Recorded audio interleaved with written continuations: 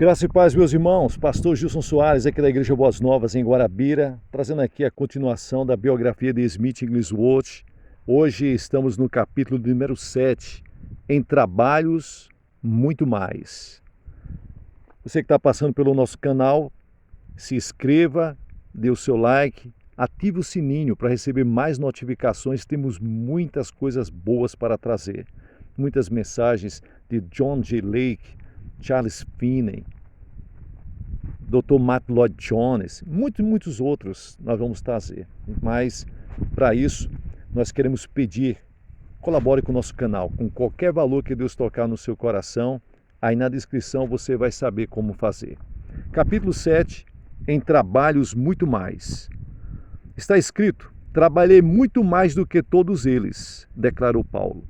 Mas acrescentou imediatamente: todavia não eu, mas a graça de Deus que está comigo.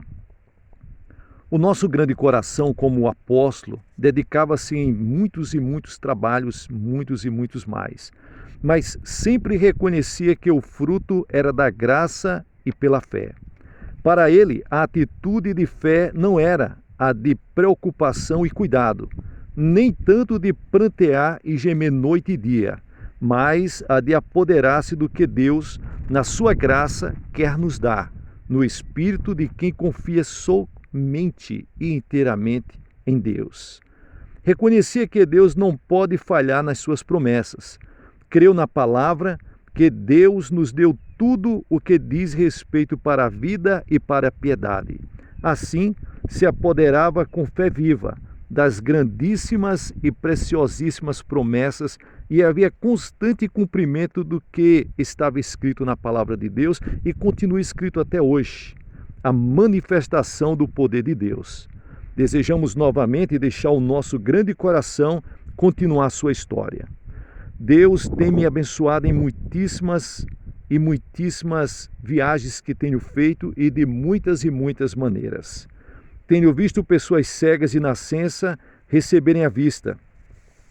Vi também 3 pessoas mortas restauradas à vida. Todas as coisas que me experimentaram, sempre coloquei nas mãos de Deus com fé e confiança, e Deus agiu sobremaneiramente. E assim a minha fé continua preservada e firme, forte no Senhor.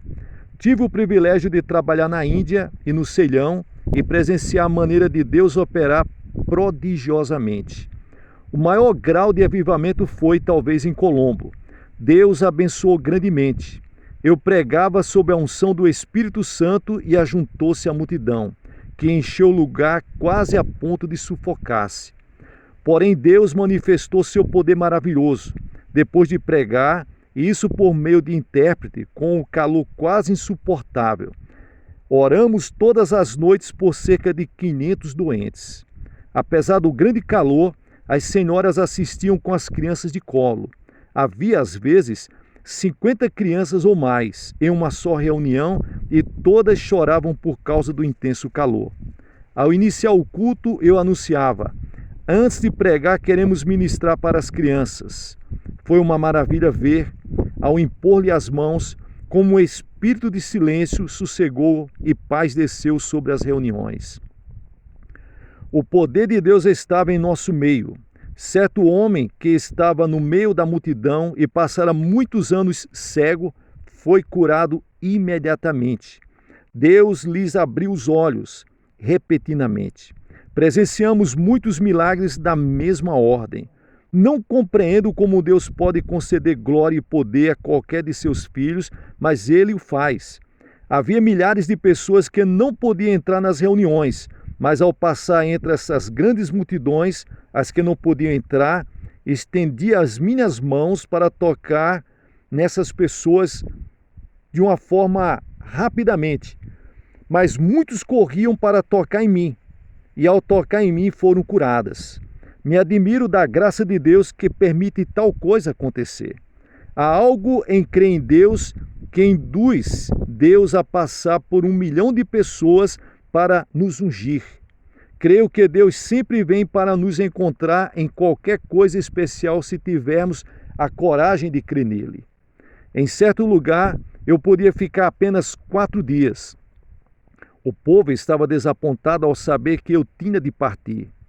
Anunciei uma reunião para as 8 horas da manhã e pedi a todas as mães que desejassem ver as crianças de colo curadas e a todas as pessoas com mais de 70 anos de idade que viesse para receber a bênção de Deus. E eles compareceram. Na hora marcada havia 400 mães com suas crianças e cerca de 150 pessoas idosas, com os cabelos grisalhos, que vieram para serem curadas. Nesses dias, milhares afluíram para ouvir a palavra de Deus. De uma vez, 3.000 pessoas, creio, começaram a clamar a Deus pedindo misericórdia. Foi uma cena comovente.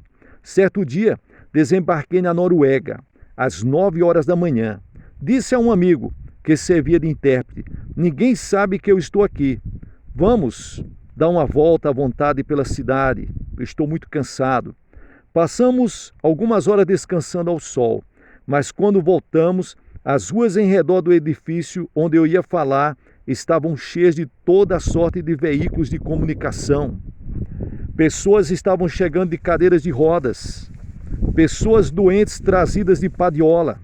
O irmão que ia interpretar correu para a entrada do prédio e disse-me: "Que faremos?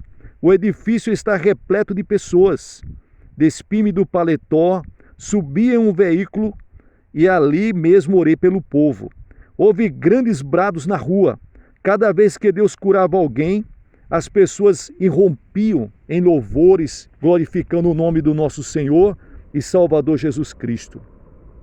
Depois entrei no prédio onde Deus curou muitas e muitas pessoas que estavam ali.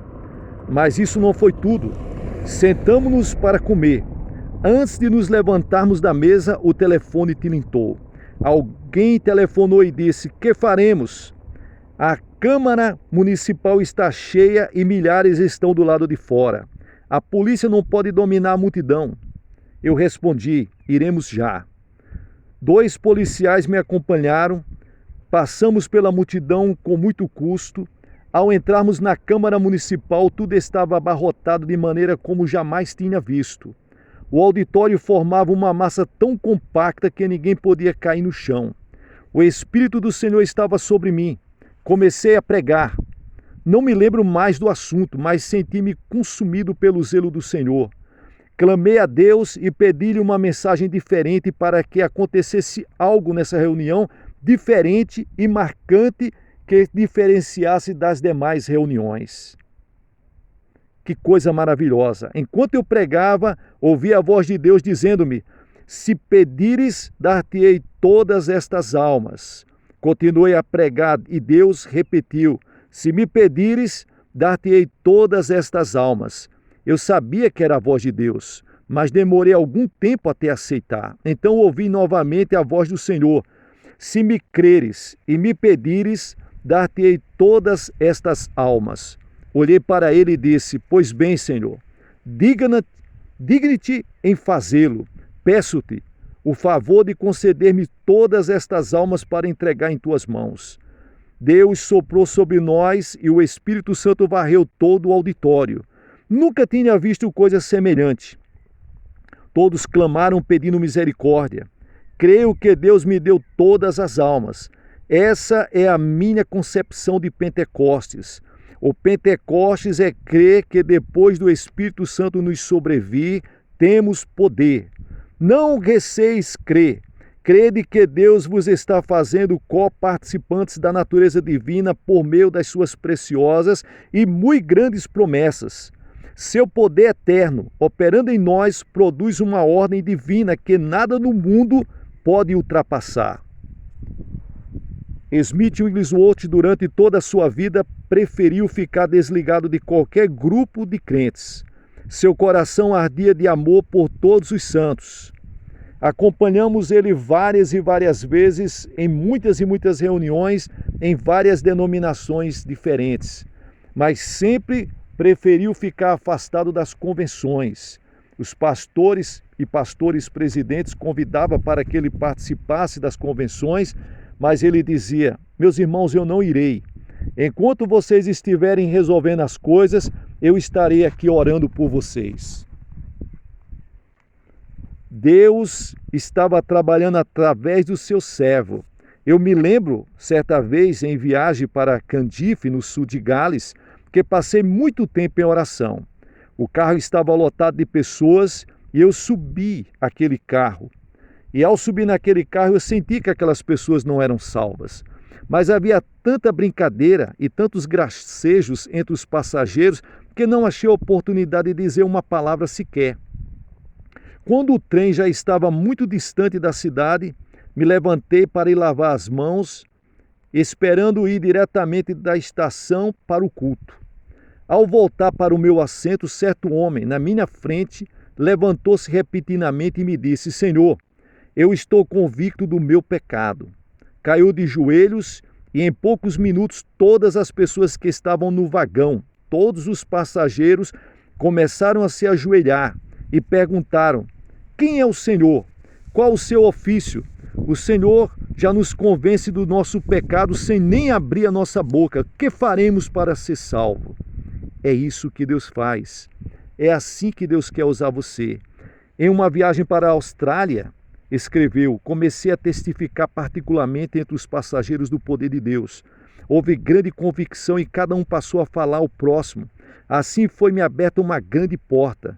Certo homem rico que estava ali e uma senhora que viajava de primeira classe, enquanto seu criado e esposa viajavam de segunda, eles se sentiram tão tocados por Deus, tão maravilhados, que à noite estiveram no culto, foram salvos, levaram seu criado e a sua criada, e grandes coisas aconteceram naquele local. Deus está fazendo. Certa vez, Deus mostrou grandes coisas à minha vida. Certa vez, comprometeu-se a ajudar um moço e a iniciar uma obra de Deus em uma localidade, o servo de Deus, um lugar muito difícil. Estava ministrando no litoral do Pacífico, nos Estados Unidos, junto com o casal Salter, quando soube que esse moço no litoral do Atlântico precisava dele. Não vacilou a pagar mais ou menos a passagem cara que foi cobrada para cumprir aquele compromisso para aquele jovem ministro. No primeiro culto, somente 6 pessoas assistiram, em um prédio que comportava 5.000.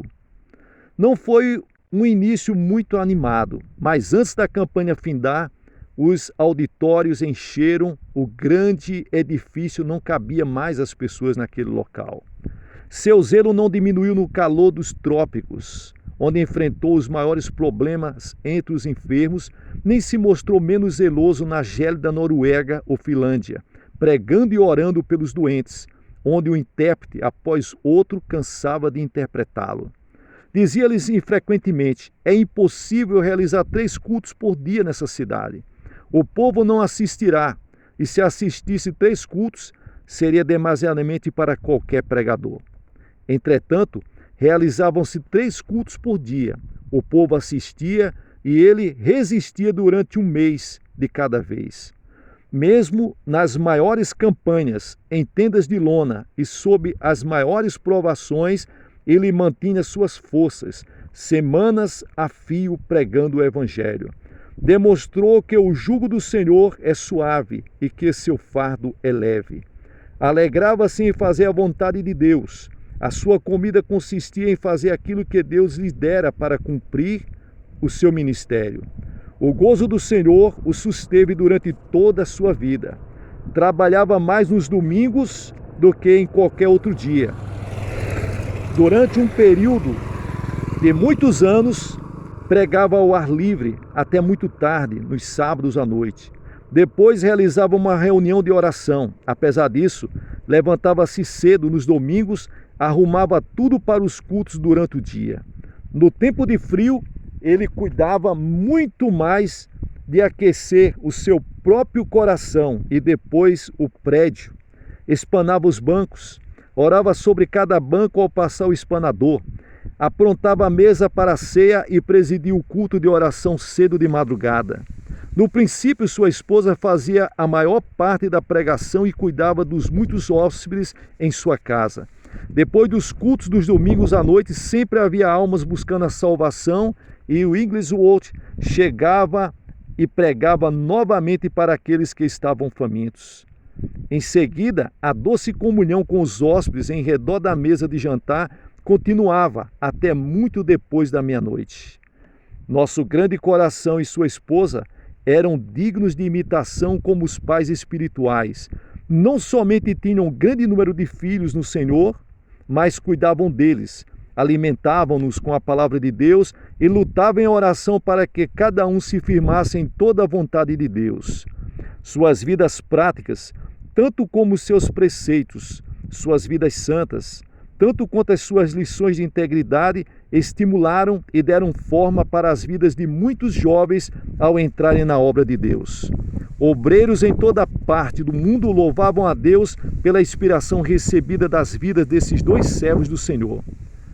Assim disse o Senhor Salter acerca dele: foi incansável e infatigável durante toda a sua vida. Nós acompanhamos, sentimos todas as mudanças que aconteceu em seu corpo, mas nós vimos em seu semblante que estava ali marcado pela presença de Deus. É assim que Deus faz, meus irmãos, é assim que Deus quer usar os seus filhos e suas filhas para a obra do ministério.